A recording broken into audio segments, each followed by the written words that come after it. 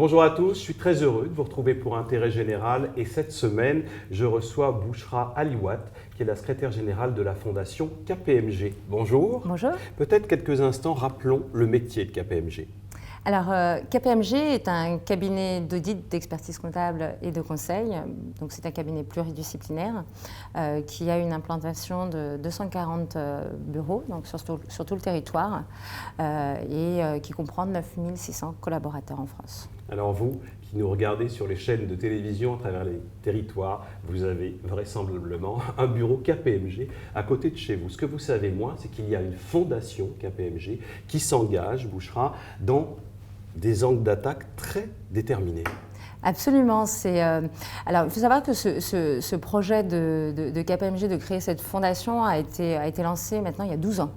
Donc ça fait très longtemps que KPMG pensait à s'impliquer dans la société, à s'impliquer justement sur ces territoires et créer une fondation, ça paraissait à l'époque, et c'est encore aujourd'hui bien entendu, une très bonne manière de matérialiser son engagement social et sociétal. Et donc lorsque cette fondation a été créée, l'objectif était aussi d'impliquer des collaborateurs dans ce projet d'entreprise. Donc aujourd'hui, la Fondation a décidé effectivement d'adresser deux champs, le progrès social et la transition écologique. Et c'est l'occasion, comme vous le disiez, d'impliquer les collaborateurs. Petite précision, la dotation financière, 500 000 € par an, et la Fondation KPMG s'inscrit dans un cadre quinquennal. Ces fonds sont dédiés principalement à l'inclusion, à l'entrepreneuriat inclusif, à l'environnement. Expliquez-nous. Alors, lorsqu'on a construit finalement ce projet d'entreprise, ce qu'on voulait, comme je vous l'ai dit, c'est d'impliquer les collaborateurs. Mais de les impliquer comment? Sur des champs qui aussi correspondent à l'entreprise et à ce que c'est faire effectivement l'entreprise. L'idée, ce n'était pas forcément de déconnecter la fondation à l'entreprise, mais c'est de voir comment les deux peuvent travailler ensemble et comment on peut... conciliation entre le business et le non-profit business, entre les affaires et le mécénat. Absolument, et c'était aussi de placer ce projet au cœur de l'entreprise et qu'elle matérialise aussi les valeurs et l'ADN de KPMG. Donc lorsqu'on a regardé un petit peu sur quel champ on pouvait intervenir, on a vu assez naturellement que ce qu'on appelle l'inclusion active, c'est surtout finalement l'employabilité, comment on peut agir pour former les jeunes notamment à favoriser l'éducation et l'employabilité des jeunes et plus particulièrement des publics les plus fragiles ou les plus défavorisés. Et donc sur ce pôle inclusion, on va beaucoup travailler donc sur l'éducation et plus particulièrement sur la formation professionnelle. Sur les lycées professionnels, et on le sait, c'est souvent des organisations scolaires qui sont décrites comme les parents pauvres. Il y a déjà 39 villes qui sont impliquées aux côtés de la fondation KPMG avec un programme que vous appelez, Bouchra, le lycée de la réussite. Absolument, on appelle ça le lycée de la réussite parce qu'on croit beaucoup et on y a cru. Et à vrai dire, c'est ce qui a conduit KPMG à créer cette fondation, c'est ce programme en particulier. Qu'est-ce que c'est concrètement? Lycée de la réussite, c'est très simple. On est parti d'un constat, d'un besoin. Lorsque vous créez un programme de mécénat, il faut toujours partir du besoin. Et là, on a travaillé sur le besoin qui était, à l'époque, la formation professionnelle était dévalorisée. La formation professionnelle, elle regroupait un certain nombre de jeunes qui n'avaient pas forcément envie d'être là. Parce qu'ils avaient parfois été orientés, ils étaient orientés par défaut et non par choix. Et encore aujourd'hui, lorsque vous posez la question dans une classe de 30 élèves qui a choisi d'être dans ce bac pro, vous allez avoir une main qui va se lever. Donc ça, c'était la première chose. Donc finalement, l'orientation subie et non choisie. Deuxièmement, on a décidé aussi de s'intéresser aux territoires les plus défavorisés. Donc on est vraiment sur ce qu'on appelle les quartiers politiques de la ville. Donc ça concerne aussi bien les banlieues que le milieu rural, parce qu'il y a effectivement très peu de réseaux autour de ces lycées. Donc, et puis généralement, effectivement, c'est aussi les populations qui sont le plus en difficulté parce que problématiques sociales, problématiques de chômage et donc aussi de problématiques dans l'insertion professionnelle de ces jeunes qui n'ont pas forcément de réseau pour pouvoir continuer leurs études. Et là, il y avait une vraie plus-value du mécénat de compétences apporté par KPMG et ce sont 1000 collaborateurs KPMG investis sur les territoires au sein de ce programme Lycée de la Réussite en particulier. Absolument. Et qu'est-ce qu'on va y faire? Ça va être très simple. C'est finalement, on va tout faire pour favoriser la réussite éducative des jeunes. Donc on va faire du parrainage de classe, on va faire des journées découvertes dans l'entreprise, on va proposer des stages, on va donner des bourses, on va faire venir des coachs qui vont travailler avec ces jeunes sur la confiance en soi, sur le monde de l'entreprise, on va faire des entretiens pour les CV. Finalement, on a une offre assez variée et on va utiliser tout ce qu'on peut avoir dans l'entreprise et notamment ses forces vives et ses collaborateurs pour accompagner finalement ces jeunes et les enseignants. Et c'est ça qui est très important, c'est qu'on va travailler main dans la main avec les enseignants. Et les enseignants, ils le voient d'un très bon œil, bien sûr. Là où on pourrait penser, c'est ce que j'avais entendu, le monde de l'éducation nationale ne veut pas entendre parler de l'entreprise ou le monde de l'entreprise n'arrive pas à parler avec le monde de l'éducation nationale, c'est faux. Il suffit juste finalement d'avoir un projet commun et le projet commun, c'est aider les jeunes.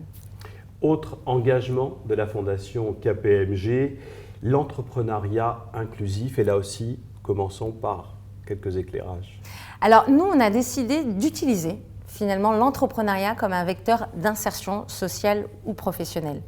Et donc on s'est dit que, forcément étant nous, cabinet d'audit, d'expertise comptable et de conseil, donc très proche finalement du monde économique, on s'est dit qu'effectivement l'entrepreneuriat pouvait être un véritable levier aussi contre le chômage, pour aussi développer tout un écosystème et développer des territoires. Alors là, quelles sont les cibles que vous accompagnez pour développer, contribuer à soutenir l'entrepreneuriat sur les territoires? Eh ben, on va aller plutôt sur ce qu'on appellera des cibles un peu prioritaires. Donc on va surtout aller vers, par exemple, les femmes, l'entrepreneuriat auprès des femmes.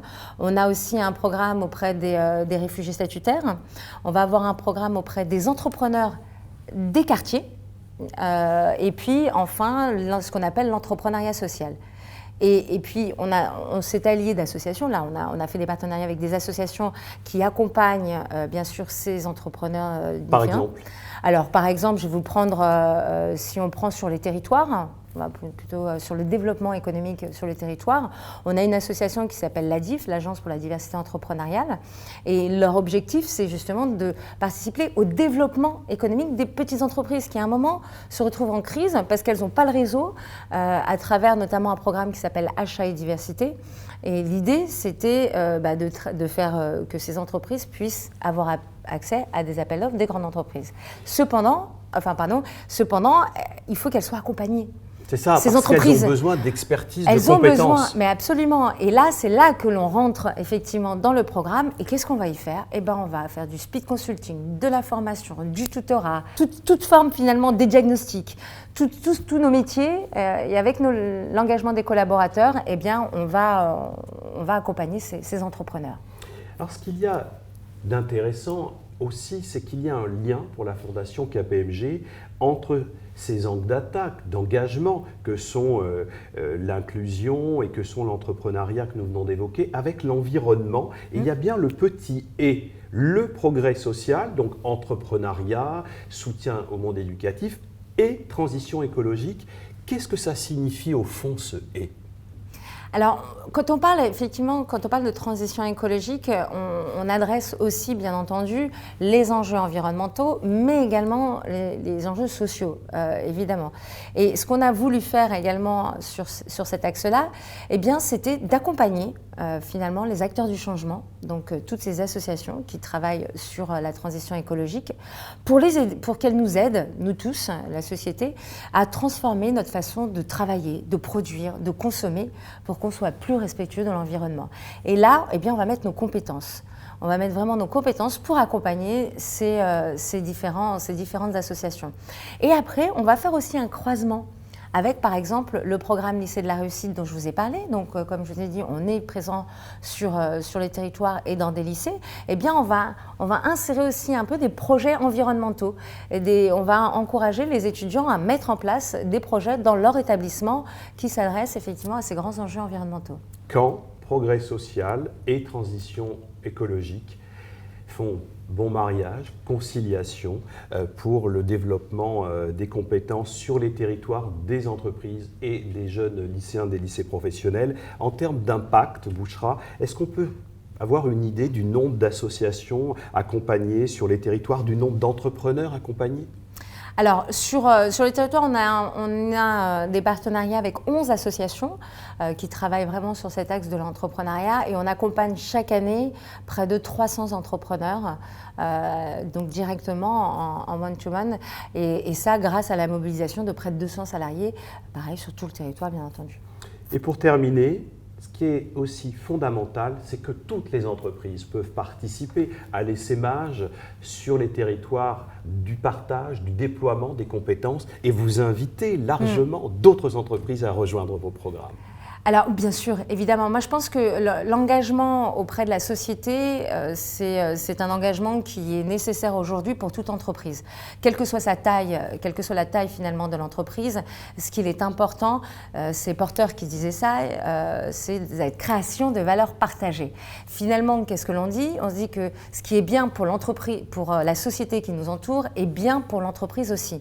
Et quand on parle de ce constat-là, on se dit que l'engagement dans notre environnement direct est essentiel. Donc une entreprise peut avoir un lycée à côté de chez elle, un lycée professionnel, et décider, bien entendu, de s'engager auprès des jeunes, par exemple.